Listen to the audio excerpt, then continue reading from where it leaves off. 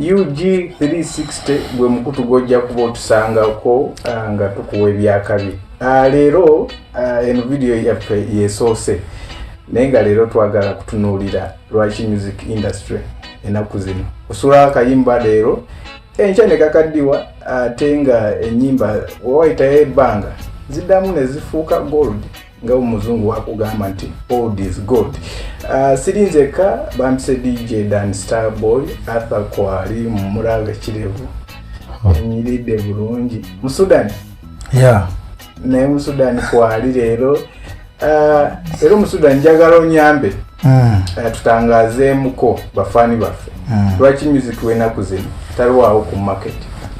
Izite nti tetulina budde material gwe tukozesa gwosuubira ki? Kansooke mbuuze ku bali ku mukutu guno gwa 360 nga Starboy bwagambye nti bugenda okuba nga osinzira okufuna information entuufu era netambulanga ne video neyesoose ze Stickman mu Sudan Sulite abasinga nagatako era Sulite w'ensonga nanakeri gyenzanyira mu mboozi z'amalwa bampita Sulite. Era ekibuuzo ekyo lwaki music ennaku zino nti bamukuba n'akaddiwa mu wiiki emu aba studio nyingi ekisooka studio zibeera nyingi ne software mungi nti buli muntu essaawa zino ayina essimu ayina computer laptop asobola okukola music kasita banga downloadinze application na buli kimu kimwetagisa okuba nga akola music. So kiva nti osanga music ngali uncooked oba unbaked music gutusanga nga afulumye nga sound card mubi nosanga nti otuwa ku radio odukuba ku radio nga radio ebyo byamaanyi nga sound omulya nga muwewufu nga awewuka n'ematu g'omuntu nga kulonga bade earphone. So nsoba kyekimu ku bifudde music yono okuba nti nno talastinga for long n'abaana nanti wadde baga nti mukuyimba temuli mu interview buli muntu asanga yayimba jasanga omulalu atategeerekeka naye nga yazze mu kuyimba bwalowooza nti okwogera kwe kuyimba even though nti buli muntu ayogera asobola okuyimba kituufu ne mulimu kubayita okuyimba okuli serious okuyimba okweta ssente si kuno okuyimba music nti esa zino olengera abayimbi abafulumiza music nze sijja kulimba si bayimbi bonna ku 100 noza 99 bonna si bayimbi batono nnyo anasinga bana baze business zaabwe baze mukola bya bintu byabwe. Nze subira music ekimulumisiza okubanga afuka wakabiye ebimu ku ebyo mu studio nyingi abayimbi bangi befula ndi bamanyi nnyo natamanyi kuyimba amanyi nti amanyi. Arthur gwokyogera koki? Nasinagenda balansoka nembuza ku batuuze abagiriko 256 UG 360 UG kyakabi nnyo mukutu gwa kabi nnyo first time kwe kulumba ku air bishitegeera naganyaze ku topic ensonga lwaki music asinga atalwawo abantu bangi bakola kituyita bubblegum music okuba okutambula obutambuzi ntukubamwawo timbemu tutambule ayambe abasinga tebakyagala kukola music na tebakyagala muwabudde because pressure y'amaanyi gulimba oba oyagala mala omwezi mulamba mu studio omwezi gw'olamala mu studio omwana ajja kuba kuba ennyimba endala 3 kati mu club abakusinga airplay okitegeera kivula abasinga bafuna ebigoma ebaali bakubye mbasampolinga oba bakita kusampolinga ne basampolinga ngoma ez'abalala ne basako lyrics ezimu baziwanika mu studio okitegeera ne bakibaking era nga omusomesa yagamba nti kiba half baked ne bakigattagatirira ne bakimixinga ne bakasukayo because industry ebe deserving ebe esaba nnyo pressure eyo yesinga okukozesa abaana music atakola atalwako ne buli bugenda myaka gyedda olimba bamalanga mu studio emyezi 3 osegeera ne baluwuliriza ne bakola research ne bakyusaamu ne bakuba endongo ne bakyusaamu osegeera ne balumasteringa ngaawona kye bayita listeners parties nga ofuna abakyali bo nga 8 bowesiga ne mugenda somewhere ne mukuba ennyimba ezo ne bakuwa opinion zo muddeyo mu studio still n'otiriza olima lugendo fuluma nga it's a good song nga wagamba nti luba classic nti lusigalawo forever naye because of nkati nti industry esaba nnyo n'abayimbi bangi ne studio nyingi goldamu pressure went woda mu byoku mastering olimba oluvenga lungi nnyo abana abakulisaka kivula music gotuko bakubena kuzina babuga nga omulaba nti omulya nagwa amakaoma n'okasuka ye music aliwo nti alukuba lero wiki emu olunyumamu lugwako nakubola like that omuyimbi n'aba n'ennyimba nga 3 mu mwaka naye ng'omanyiko olumu oba nga tenaluomanyi okitegeera. So music ababobugamu pressure eyo yesinga oleeta abaana okubanga nga nekiri ekyokuba nti ennaku zino obwavu bungi tulina ekituyita okuhasolinga nti ogezaako buli kyoyagadde buli kisoboka okigezaako hiya nga museze mulwakyogereko nti bangi abali mu industry nga bamaskareda nga badikuula ekitegeera nga tebalina kuba mu industry yakuyimba naye nga bagezaako bwekikwatayo nga ayitawo bwekigaana ngaekyo kyakiba nga kukola ekirala. So kyekisinza oyita music ono okubanga mubi nga si mulungi n'abayimbisa passion oba obwagazi batono abasinga bayimba kukiteekawo awo bagambe nti nayo akapyawo kamira nayo akapya okitegeera naye si nti olina oluyimba olulungi kyovula olukuba naye n'owulira nga kiba DJ bazikubako esekendi 10 sekendi 5 oluusi akubamu ebakola bwakubamu omuyimbi omu omulala n'amuggyako like that. So that's why music ali so tabaawo tali long lasting. Okay, mu Sudan kyekikola oluyimba olulungi ekisooka gwe kanyini aze mu studio producer n'omuyimbi ebakola oluyimba olulungi. Ekisooka ddala akansoka nkize kusaidia producer bw'oba ogenze mu studio n'ogambye producer nkubire engoma eno gundi tekijja kubakkiriya okitegeera nti abayimbi basinga era tusanze nnyo obuzibu bunene nti omuyimbi oba in case mu studio ngenze mu studio ngenze kola luyimba nensangayo omuyimbi balina embeera mbu nabadde awo mu studio ekyo n'okuba tune n'ennyumya n'envibingirako si ekikola oluyimba olulungi. Ekikola oluyimba olulungi nga ggwe weeteeseteese oti agenda okuyimba oluyimba si byakuva eri kuva mu nnyumba n'ogenda mu studio ne mwogera oluyimba ne mulukuba ne lufuuka hit okitegeera kyokuba nino nti Geoffrey Tayana kayimba kayima nti is a come is a go ekintu kyonna ng'okipapidde tekijja kulastinga for long. Producer abasinga ennaku zino bakola music omwe bwensonga nabo tebamanyi osanga producer nga yayigira bakyaliwe naye atayize kumalayo ayize kukwata computer kukwata amaloboozi nenanga nakwata amaloboozi nalowooza nti producer. Let me give an example. My brother Nesim is a producer ate nga songwriter kyekimu ku Jeff Chiwa. If you compare Jeff Chiwa, sorry, chechimune ku Steve Jean. I'm sorry, kusoma Jeff Chiwa. Steve Jean. Olimba lwa Ompalula. Olimba lwa Phantom Lovin zine sawa zino Phantom Lovin achanonya a good song. Ngalo yakuba nga achali wa Steve Jean. Chechimune Nisenry. Nisenry yalinga ali organized bulungi by then ngakola good song. Ngakola good music.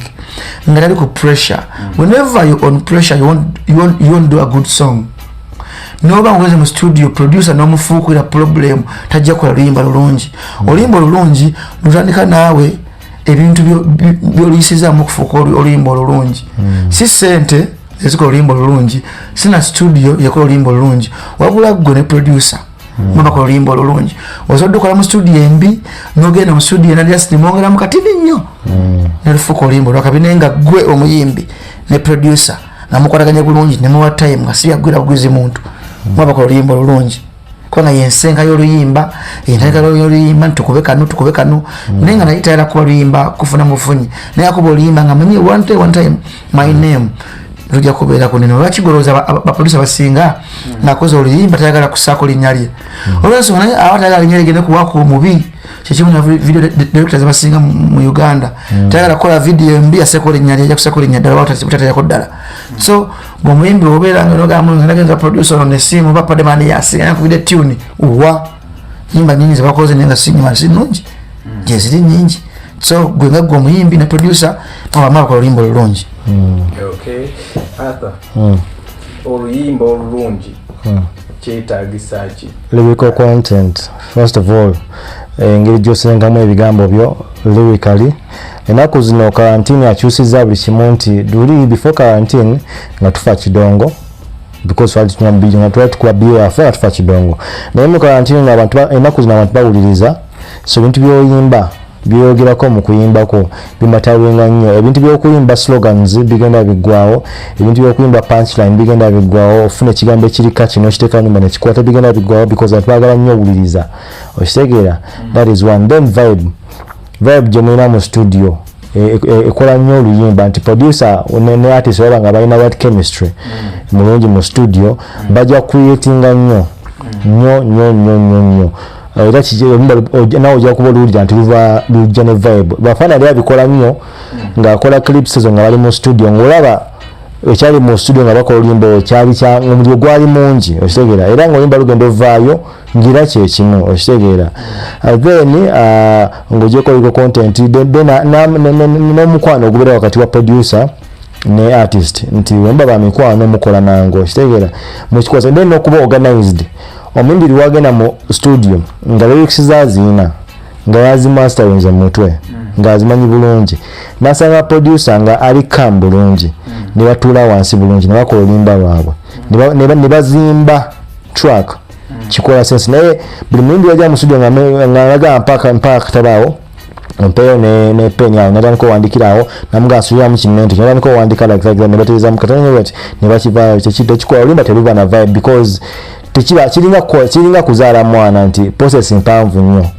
okitegeera naye singa kyali kinti omusula busuuzi tewandibadde with that love naye oluyimba ebalujja okivula nyimba ennungi ziba ne stories nti kyali bweki netumitinga wano netufuna ekigambo kyo nayogera kimu netukigatta bwekit like that muzeeyi ateranga nnyo binyumya nti oluyimba ono process nga kuyimiza engeri gyewansemu oluyimba ne vibe nayo eyaliwo okitegeera ne bakibuildinga basobola n'okujja nga bazze kukola oluyimba lulala naye because of some simple thing that chemistry kyemita chemistry ekibeerawo oluyimba ne luzaalibwa okitegeera naye nga lyrics asitazibaawo nga nnungi nga producer ali fine nga ali motivated bulungi producer nga amwali bulungi akasendeke nga ali motivated nga n'omuyimbi alidde bulungi si muyala nga si byakugwira buguzi nga teri pressure definitely a song will be good. Okay, mu Uganda tukyalinamu ba songwriter abawandiisi b'ennyimba?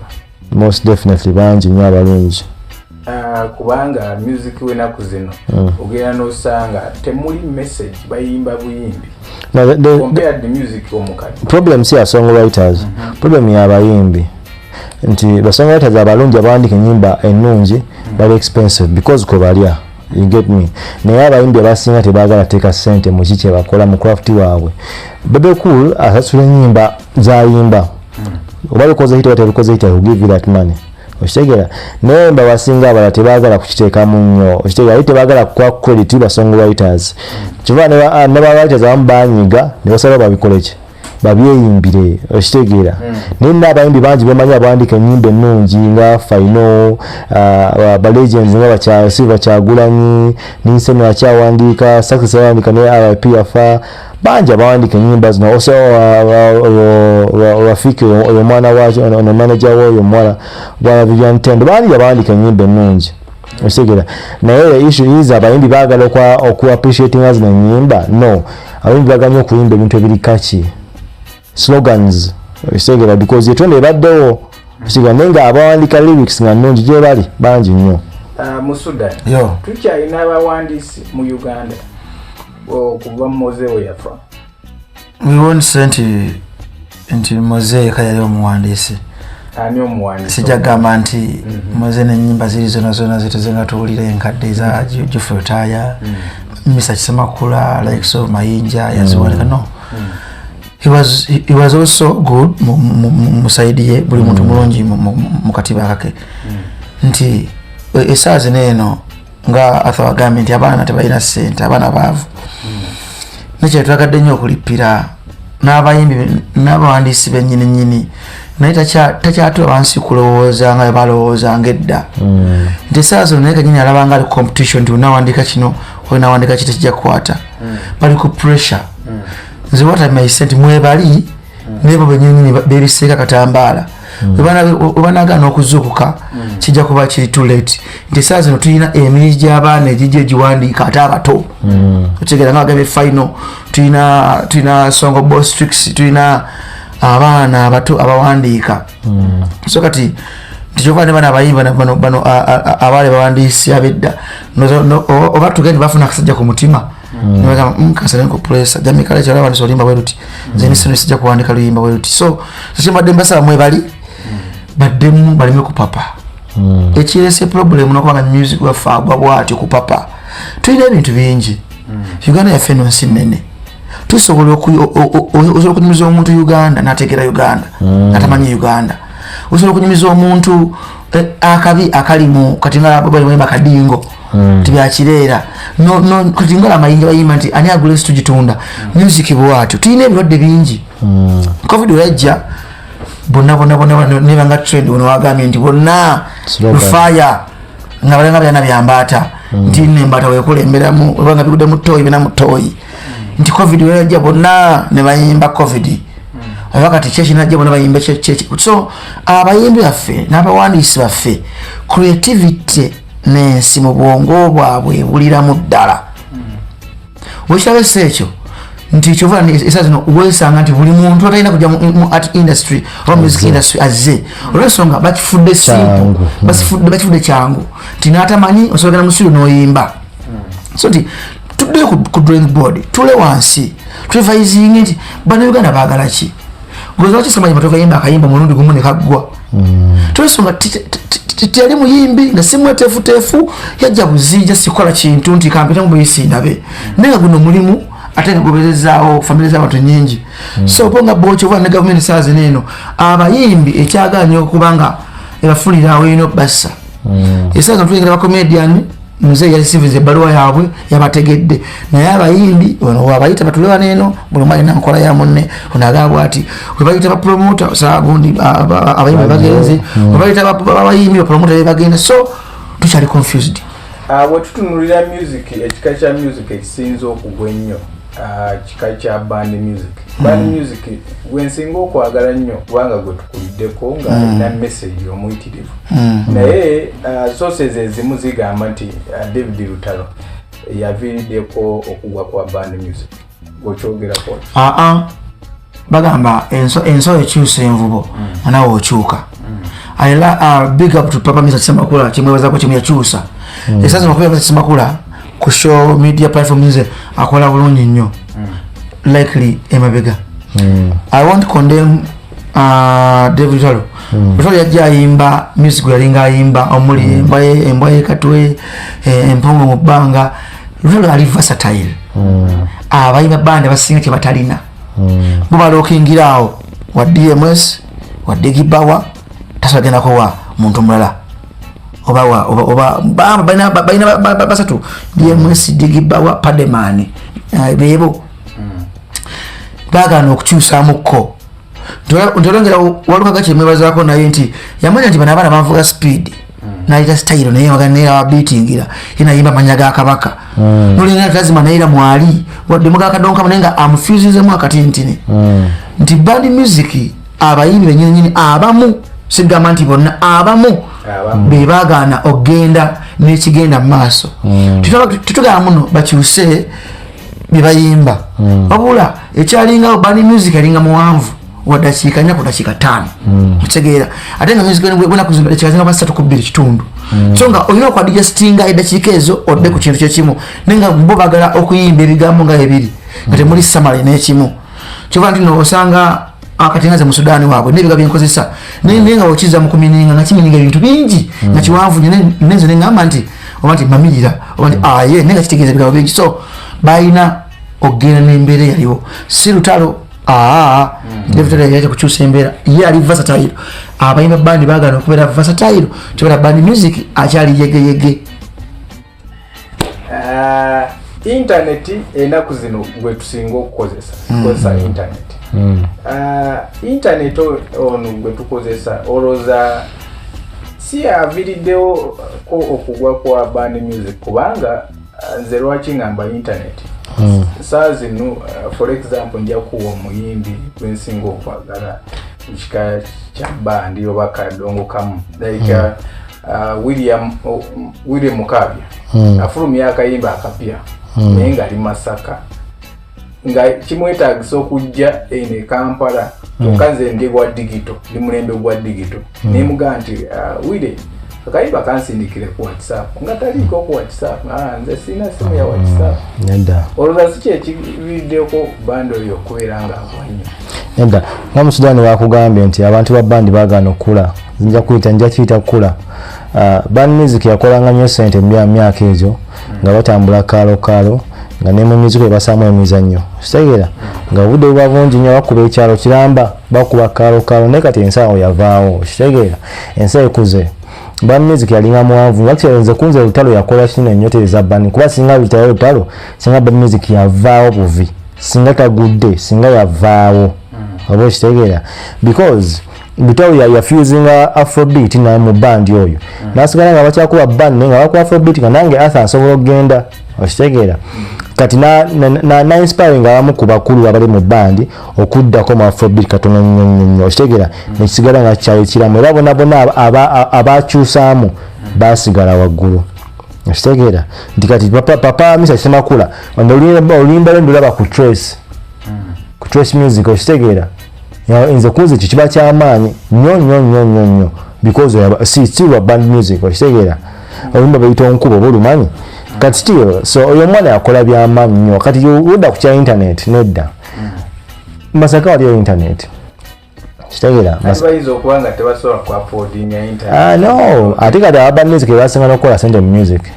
ko bakubanga kyalo ku kyalo ate nga bajjuza n'ezino essimu bonna baziina just baagana buganyi ku adaptinga ku kipya nga wonaga nti ne sijja kyuka kuba ali abana abanje Masaka abayimba sales za music endala okitegera nga tumaliriza mu Sudan ne ata olowooza tuyinza kutetenkanya tutya Uganda music nadda ku top nze kyendowooza nja kwesookerako singa government etuyambako ne wa orders like you see mu Uganda tulina radio stations nyingi na TV stations nyingi neteekako nga order nti tewali kuzanya nyimba z'omuyimbi like in 1 hour nozanyamu ennyimba ze nga 2 sometimes osanga 1 hour ne bazanyamu ennyimba z'omuyimbi 3 katolo upcoming ali eyo alifuna dde chance singa government eba etaddeko neega nti music ono wetuzanya awa gundi kamiliyoni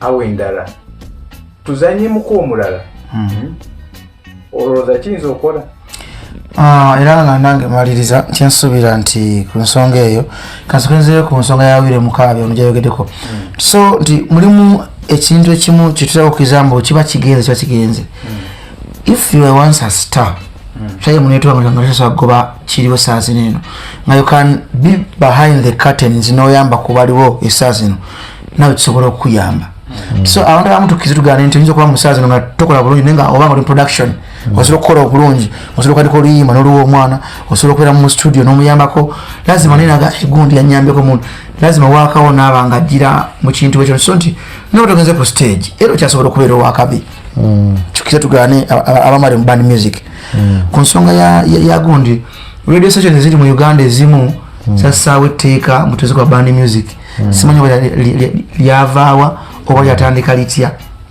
so kyembadde nsaba era nga buganda gavumenti eyingire mu nsonga ya music wafe wano Uganda ti nga gavumenti tenatena kuyingiramu abayimbi ye problem abayimbi nga tebanaba kweteekateeka nga bo okubeera in one umbrella nothing will go on nze nkubuulira mwana wa maama kati gwe noona kiteesaako ekyo kyoyagala kijje gavumenti ekikole bo abayimbi bakikkiriza basaba etteeka save Uganda music mu gurupu yaabwe badda mu gurupu kwevumanga bwevumira kwekubanga nkukola oya music wa Uganda bagenda maaso kitegeera naye nga abeerowolezaako bebaliwa abayimbi bayimba raga R&B Afrobeat hip hop nga bali mu gurupu eri nga gurupu eri nga bajawudde ojja kwesanga bakadonka bali bokka abandi bali bokka buli kimu kiri kyokka naye nga bonna bwe bagenda mu studio bajjamu engatto okukola oluyimba bonna kyebagata studio ebeera ki na microphone kufulumya ddoboozi so embeera y'okwesojjasojja mu bayimbi